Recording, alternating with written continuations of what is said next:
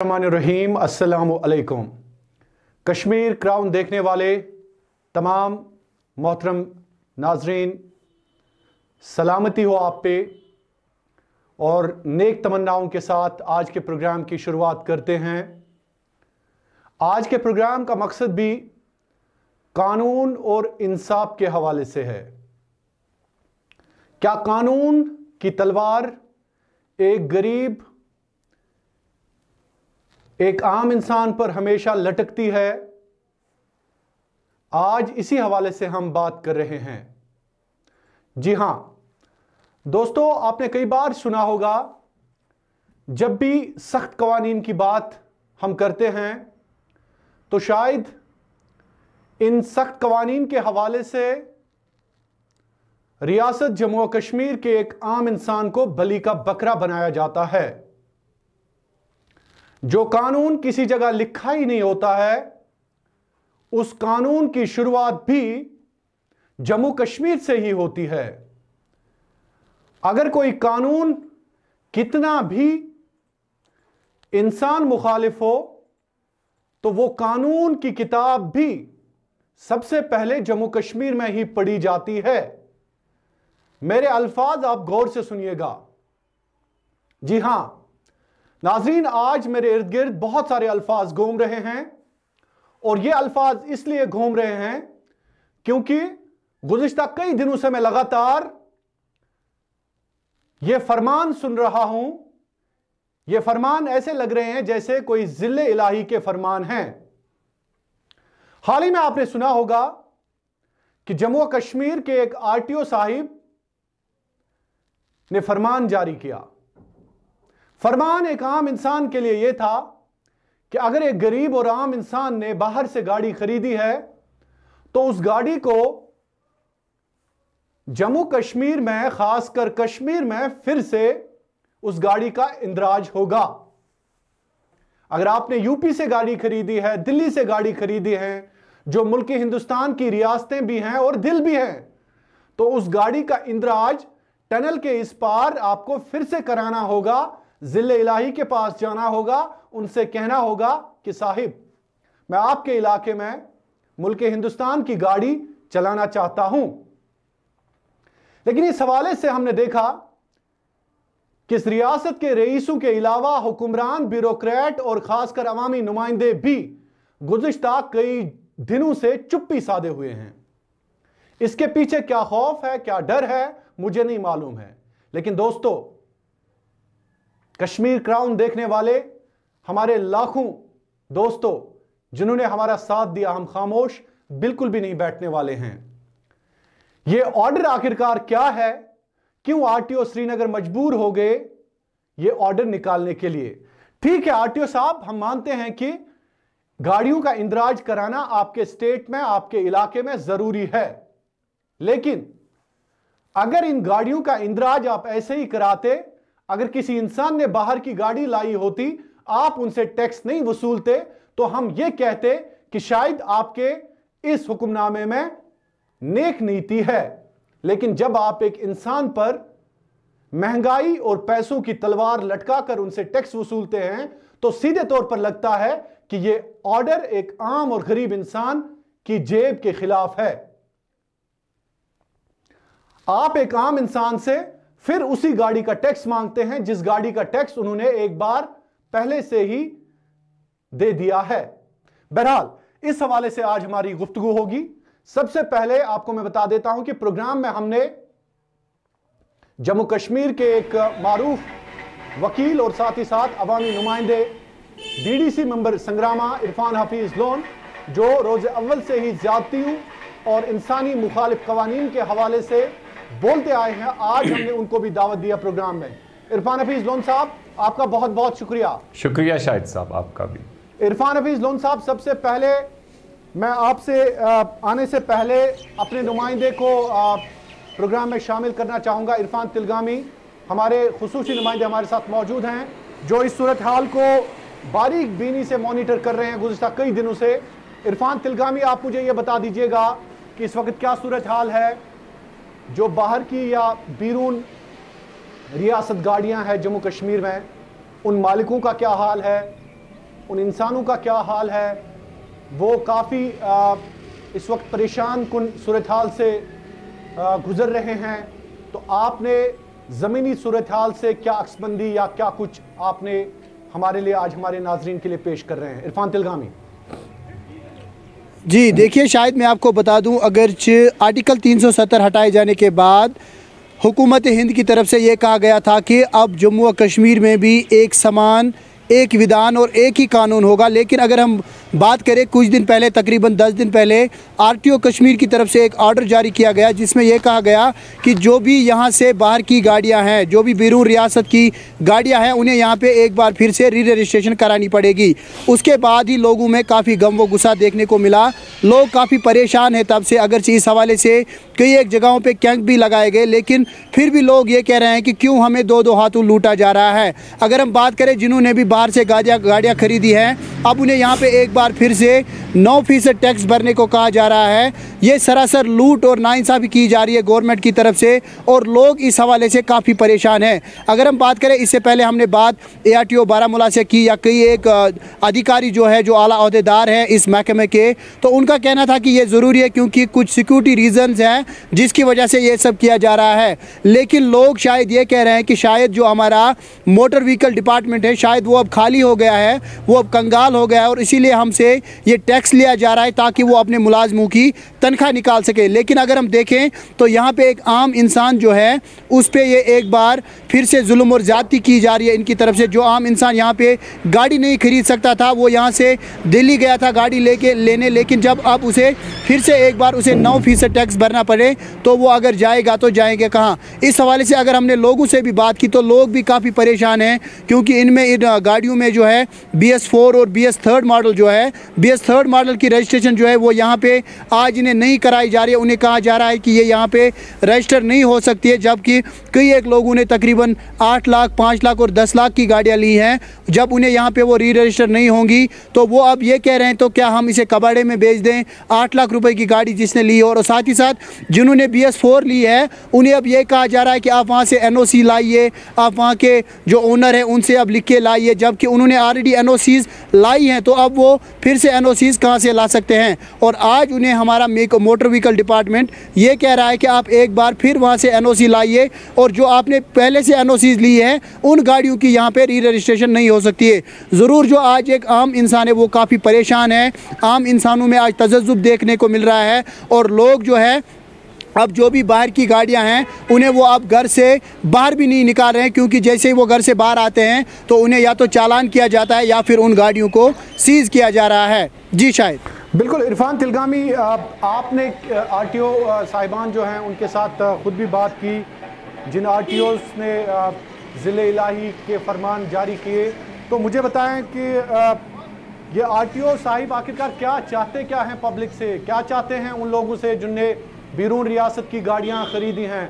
लोगों में तशवीश हैं, क्या अब दिल्ली की गाड़ियां कश्मीर में नहीं चलेंगी या बाहर की गाड़ियां नहीं चलेंगी। और यह भी कहा जा रहा है कि अगर ये RTO जो हैं आपसे 30,000 या 40,000 का टैक्स फिर से ले रहे हैं, लेकिन नंबर वही रहेगा, क्या ये सही बात है? जी देखिए, मैं आपको बता दूं, इस हवाले से आपने बहुत ही अच्छा सवाल पूछा। इस हवाले से हमने खुद ARTO बारामूला से बात की थी, तो उनका कहना था कि ये टैक्स जो ये भर रहे हैं, अगर ये चाहें तो जो उन्होंने दिल्ली में टैक्स भरा है या किसी और रियासत में टैक्स भरा है, उन्हें वहाँ पे फॉर्म 60 भरना है, और उसके बाद जो है उन्हें वो टैक्स वापस दिया जाएगा। लेकिन आप खुद अंदाज़ा लगाएं, अब यहाँ से 9,000 या 10,000 रुपये के लिए अगर यहाँ से कोई दिल्ली जाएगा तो उसे यहाँ से तकरीबन 20,000 का खर्चा आएगा। उसके बाद उसे वहाँ फॉर्म भरना है, और उसके बाद फिर से उसे यहाँ पे टैक्स भरना है। और साथ ही साथ ये भी कहा जा रहा है कि नंबर प्लेट जो है इनकी यही रहेगी, लेकिन खाली इनकी जो रजिस्ट्रेशन नेम है वो चेंज हो जाएगा। तो इस हवाले से काफ़ी लोग आज भी परेशान हैं। आज भी कई एक लोगों ने हमें फ़ोन करके ये पूछा कि आखिर अब हम जाएंगे तो जाएंगे कहाँ। जी शायद बिल्कुल। बेलार, बहुत बहुत शुक्रिया आपका, बहुत बहुत शुक्रिया इरफान तिलगामी। इरफान हफीज़ लोन साहब, आप अवामी नुमाइंदे हैं, लोग आपसे पूछ रहे हैं हम जाएं तो जाएं कहाँ। इरफान हफीज़ लोन साहब, ये RTO साहिबान कह रहे हैं कि आपने जो टैक्स दिल्ली में अदा किया है, आप दिल्ली वालों से वो वापस लीजिए, आप कश्मीर में हमें अपना टैक्स अलग से दीजिए। इरफान हफीज़ लोन साहब, क्या बेवकूफ़ाना बातें हो रही है यहाँ पे? देखिए शाहिद साहब, मैं आपको बताना चाहता हूँ, ये पहली दफ़ा हम नहीं देख रहे हैं। अगर आपको याद होगा कि हिंदुस्तान के आईन में आर्टिकल 3 कहता है कि अगर आपको किसी स्टेट को ब्रेक करना होगा, यूटी बनाना होगा, और उसके लिए आपको वहाँ की असेंबली की ज़रूरत है, कंसेंट चाहिए, उसकी ओपिनियन होनी चाहिए। और इसी तरीके से 370 में लिखा था कि अगर इसे ख़त्म करेगा कोई तो वो कॉन्स्टिट्यूएंट असेंबली कर सकती है। लेकिन आपने देखा 5 अगस्त को क्या हुआ, किस तरीके से जम्मू कश्मीर की असेंबली वजूद में नहीं थी और किस तरीके से उन्होंने फैसला लिया और उसे जस्टिफाई करते हैं। और हद तो ये है कि तब उन्होंने कहा कि जम्मू कश्मीर में आरटीआई नहीं है 370 की वजह से, एंटी करप्शन लॉ नहीं है, राइट टू एजुकेशन नहीं है, बिल्कुल झूठ था। और इसी तरीके से मैं आज समझता हूँ कि कोई रॉकेट साइंस शाहिद साहब इन्वॉल्व नहीं है, कोई भी इंसान इस बात को समझ सकता है। अगर आप सेक्शन 47 देखेंगे, मैं ज़्यादा समय नहीं लूँगा, बहुत रेलेवेंट है ये सेक्शन 47 जो मोटर व्हीकल एक्ट है, ये कहता है assignment of new registration mark on removal to another state. ये कहता है when a motor vehicle registered in one state has been kept in another state for a period exceeding 12 months, the owner of the vehicle shall within such period and in such a form containing such particulars as may be prescribed by the central government apply to the registering authority। इसका मतलब क्या है? बिल्कुल वाजिया ये है कि 12 महीने का टाइम है आपके पास। अगर एक स्टेट में आपने की है, उसके बाद दूसरे स्टेट में आप है, तो विदिन 12 months कहा गया है। लेकिन जब आप सरकार का ये फरमान देखेंगे जो आर्बिट्रेरी है, विच अमाउंट से डिक्टेटरशिप, 27 मार्च 2021 का ऑर्डर है कि 15 दिन का खाली टाइम दिया हुआ है, 15 दिन का, जबकि कानून खुद कहता है, आप समझने की बात है ये कि ये स्टैट्यूटरी लॉ है, जो 47 है ये स्टैट्यूटरी लॉ है। और जो फरमान आया है 27 मार्च 2021 का, वो एक एग्जीक्यूटिव ऑर्डर है, आरटीओ साहब का ऑर्डर है, सर्कुलर एक है। वो अगर कंट्राडिक्ट करता है लॉ को, कोई भी ऑर्डर किसी अफसर का, तो वो ऑर्डर सस्टेनेबल नहीं है in the eyes of law, in light of the section 47। वो अल्ट्रा वायरस है एंड वो सस्टेन नहीं कर सकता है। लेकिन इनकी मनमानी, ये सेक्शन 47 कहता है 1 साल, इनका ऑर्डर कहता है 15 दिन। लॉ कहता है कि अगर कोई डिफॉल्ट करता है उसको फाइन किया जाए, ये कहते हैं हम सीज करेंगे। तो इसका मतलब है रूल ऑफ लॉ नहीं, मुझे बताएं इरफान हफीज लोन साहब, रूल ऑफ लॉ है नहीं। इरफान हफीज लोन साहब, मुझे बताएं, ये आपकी पुलिस, आपका आरटीओ एक शरीफ और आम इंसान जिसने अपने खून पसीने की कमाई से गाड़ी लाई है, और ये इसको थाने भर के उसकी गाड़ी को सीज करते हैं, उसकी फैमिली को सरे राह छोड़ देते हैं। मुझे बताएं, इसके लिए कोई कानून नहीं है? इसके लिए कोई कानून नहीं है इस सरजमीन पे? देखिए, मैं वही कह रहा हूं, ये आर्बिट्रेरी है। मैंने आपको बताया कि ये जाती है, ये कानूनी एतबार से भी सस्टेनेबल नहीं है। मैंने आपको बिल्कुल एक बहुत ही ये रेलेवेंट पोर्शन बताया कि जहां पर कानून कहता है 12 महीने और इन्होंने जो ऑर्डर निकाला वो कहता है 15 दिन। कानून कहता है अगर कोई रजिस्ट्रेशन 12 महीने में नहीं करता उसको फाइन करेंगे, लेकिन ये गाड़ी को सीज करते हैं, which is violative of the statutory law, in violation of the law. तो इसमें मैं यही कहूंगा, ये डिक्टेटरशिप है, आर्बिट्रेरली लिए एक्ट कर रहे हैं। लेकिन ये हम लोग जो है, कोई भी इसे बर्दाश्त नहीं कर सकता है। गरीब आवाम के साथ, ये आम लोगों के साथ जाती है। कोविड का समय है, आप देखिए कैसे लोग बड़ी बड़ी लाइनों में खड़े वहां पर रह रहे हैं, कितने परेशान है। They are made to move from pillar to post. हर कोई परेशान है कि हमारे पास ये परेशानी है। बहुत से लोग इस वजह से बहुत मुश्किलात में मुब्तला है। और मुझे जो जानकारी है कि कुछ लोग शायद इसमें हाई कोर्ट में भी गए हैं, हाई कोर्ट में भी गए हैं, जो मैंने सुना है। एंड आई एम होपफुल कि कोर्ट की ओर से इसमें कोई राहत मिलेगी लोगों को। इरफान हफीज लोन साहब, सवाल ये भी है, सबसे इंपॉर्टेंट सवाल ये भी है कि इरफान हफीज लोन साहब, आपकी गाड़ी का टैक्स ऑलरेडी आप अदा करते हैं किसी स्टेट में, दिल्ली में या हरियाणा में या पंजाब में, लेकिन जम्मू और कश्मीर में आके आपसे फिर से वो टैक्स मांगा जाता है। आप एक ही प्रोडक्ट पे 2 बार टैक्स अदा कैसे कर सकते हैं, मुझे बताएं। इरफान हफीज लोन साहब, क्या आपको लग रहा है कि ये गैर कानूनी है? मैं तो यही कह रहा हूं कि ये डिक्टेटरशिप है, रूल ऑफ लॉ कहीं है नहीं, लेकिन हम चुप बैठने वाले नहीं हैं। अब we all must fight together. ये पहली दफा नहीं है इनके फरमान ऐसे आते जो कानून का कोई ख्याल नहीं रखते। इरफान हफीज लोन साहब, आप तो कह रहे खाली टैक्स के बारे में, मैं तो आपको कह रहा हूं कि जो 27 मार्च 2021 जिसमें ये सारा जो बुनियाद है इसमें, मैं कहता हूं वो ऑर्डर सस्टेनेबल नहीं है, वो बैड है। That is bad order in the eyes of law. नहीं वो कर सकते हैं ऐसा, लेकिन जबरदस्ती करेंगे उसके लिए हमें। तो आपको लग रहा है कि आरटीओ कश्मीर ने वो ऑर्डर क्यों निकाला? फिर आपको नहीं लग रहा है कि ऐसे आरटीओ की जगह जेल में है जो कानून के खिलाफ ऑर्डर निकालते हैं और आम लोगों को परेशान कर देते हैं? इरफान हफीज लोन साहब, उन फैमिलियों का जिम्मेदार कौन है जिनकी गाड़ियां आज लगभग 10 दिनों से पुलिस स्टेशन में है? क्या आरटीओ को कंपेंसेट नहीं करना चाहिए उन फैमिलीज को? देखिए, मैं कहता हूं law should take its own course. किसी ने भी अगर आर्बिट्रेरली ऑर्डर निकाला है, उसमें जो भी लॉ होगा, जो भी एक्शन उसमें प्रॉपर होगी, जो परमिसिबल होगी, वो ले ले। लेकिन मसला ये है कि बड़ी लेवल पे सारे लोग चुप बैठे हुए, उनको तुरंत जो इन्होंने ट्रांसपोर्ट डिपार्टमेंट ने ये फरमान निकाला, इसकी रोक करनी थी और जवाबदेही फिक्स करनी थी। नहीं, कानूनी लिहाज से इरफान हफीज लोन साहब, मैं समझना चाहता हूं। देखिए, इसमें ज्यादा वही एडमिनिस्ट्रेटिव लेवल पे सरकार आप सुनिए इरफान हफीज लोन साहब, कानूनी लिहाज से मैं समझना चाहता हूं कि आप अगर किसी कोई चीज आप दिल्ली से खरीदते हैं, फोन अपने लिए या कोई दूसरी चीज, वैसे तो सारी चीजें जो है वो दिल्ली, बॉम्बे या बाकी स्टेट से आती हैं, आपने टैक्स ऑलरेडी पे किया होता है वहां पे एज कंज्यूमर या कस्टमर। आपकी गाड़ी अपने नाम पे है, आपने टैक्स वहां पे किया है। तो मुझे बताएं, जम्मू कश्मीर में कानूनी लिहाज से क्या आपको फिर से वो टैक्स, रोड टैक्स आपको भरना है फिर से अगर आप जम्मू कश्मीर में गाड़ी चलाते हैं? आप तो फिर से उसी चीज पे आ रहे हैं। You are repeating your question. I have already answered कि once the order is bad in the eyes of law, I say it's void ab initio, it must go। तो उसमें चाहे टैक्स की बात हो, 15 दिन की बात हो, आपको गाड़ी सीज करने की बात हो, वो तो सारा ही बैड है in the eyes of law. हाँ, जहां तक ये है, आप डैमेज के लिए क्लेम कर सकते हैं सरकार के खिलाफ, जिन लोगों का नुकसान हुआ। You can file A claim for this damage. Compensation के लिए आप कर सकते हैं जिन लोगों के साथ ये इन्होंने आर्बिट्रेरली ऑर्डर निकाला और कई लोगों ने इसमें मुसीबत में मुब्तला हो गए, कई लोगों का रोजगार इससे छीन गया, लोग परेशान हो गए, लोगों को ये they are made to move from pillar to post. I think they have every right to seek the remedy and action against the people who actually did it.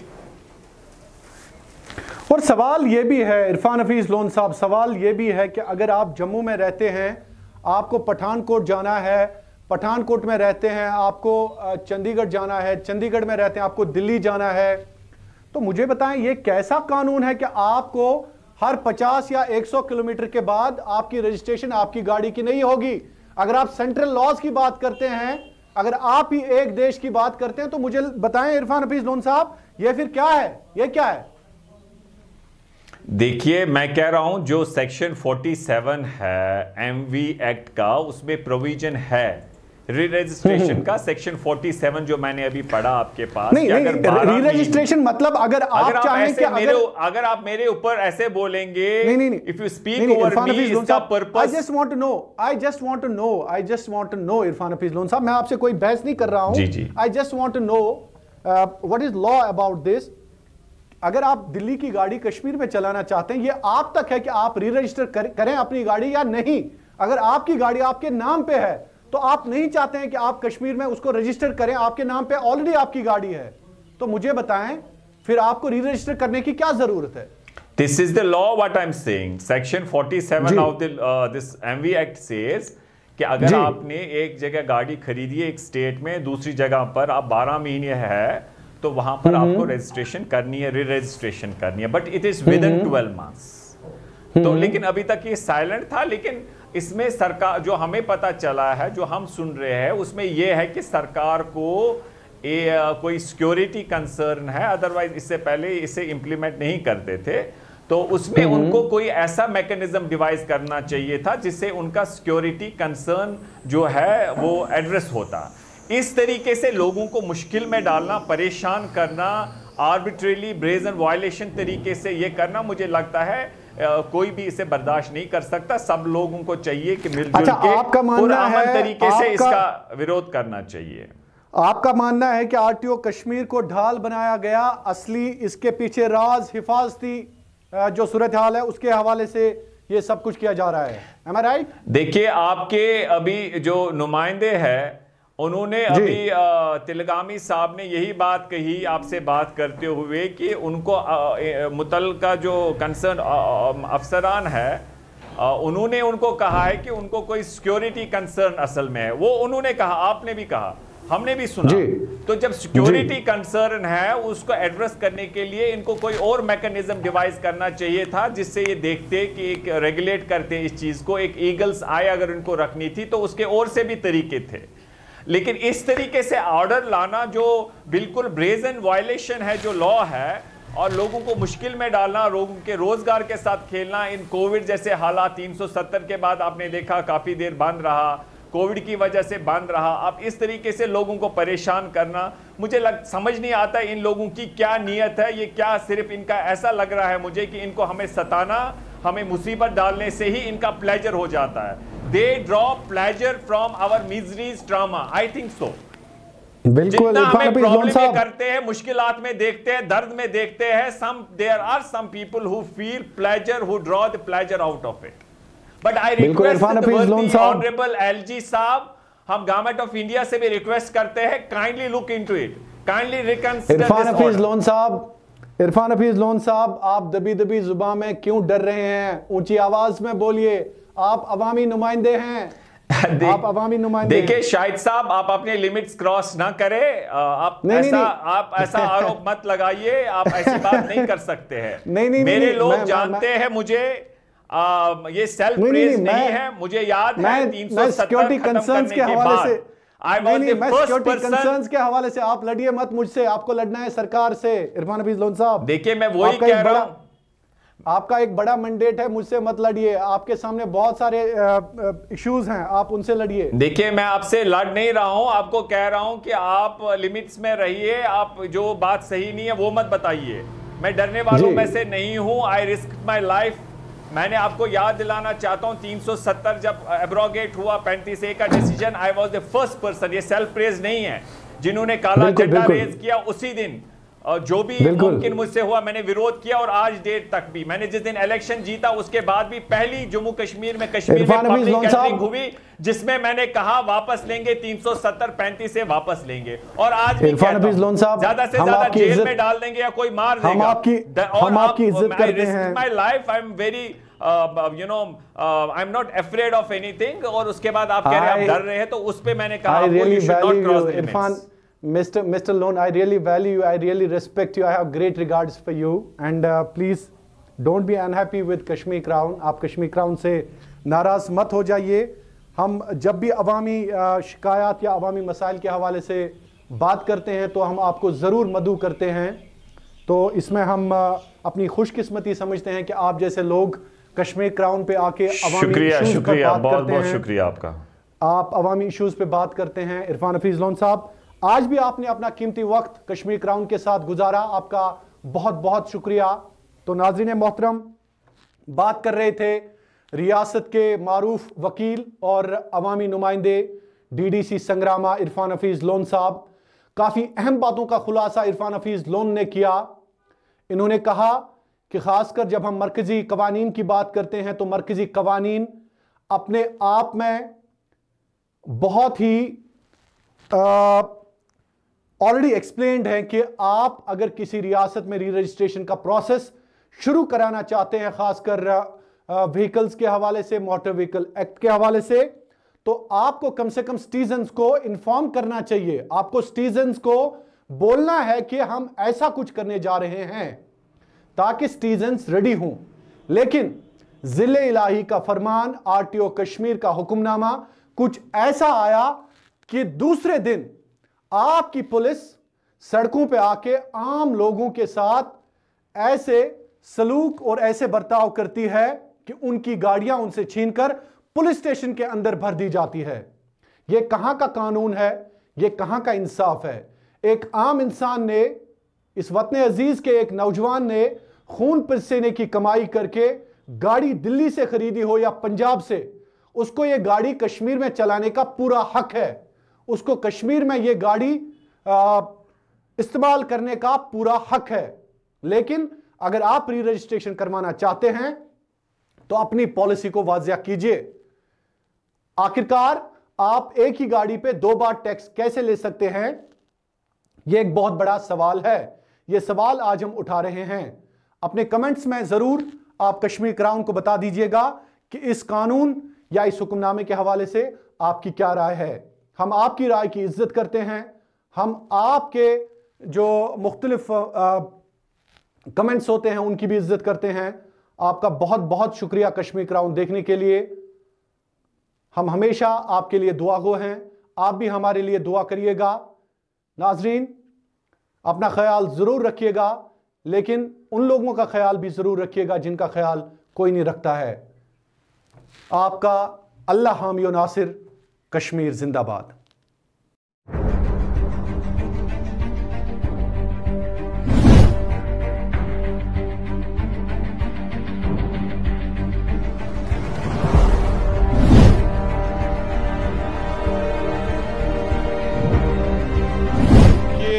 Jammu Kashmir की हर गली, हर सड़क, हर चौराहे से हम आपको हकीकत हाल बयान।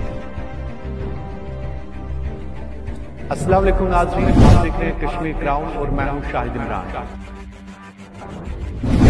आप सबका सपोर्ट है, ये आप सबकी दुआ है।